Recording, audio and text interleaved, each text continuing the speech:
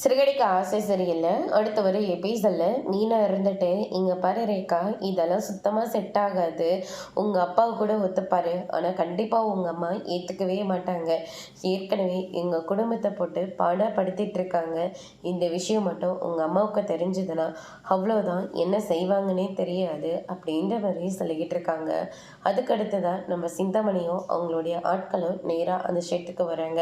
அங்க வந்து பார்த்தீங்கன்னா, ரேகாவும் சத்யாவும் ஒண்ணா நின்னுட்டு இருக்கிறத பார்த்த உடனே சத்யாவை கன்னத்திலேயே பலார் அடிச்சிட்டு இருக்காங்க.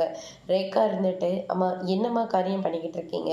எதுக்காக இப்போ போட்டு சத்யாவை நீங்கள் அடிச்சிட்டு இருக்கீங்க?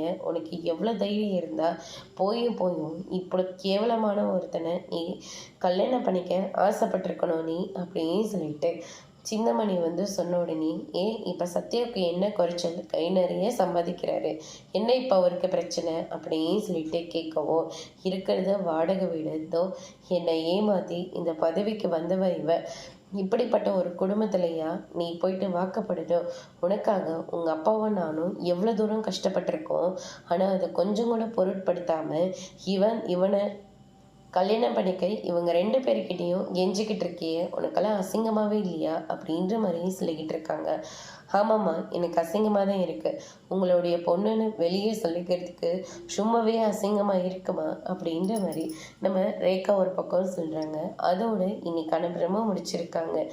இனி சிறுகடிக்க ஆசை சரியில்லை. அடுத்தடுத்து என்னெல்லாம் நடக்க போகுதுன்றதை வெயிட் பண்ணி பார்க்கலாம். தேங்க்யூ.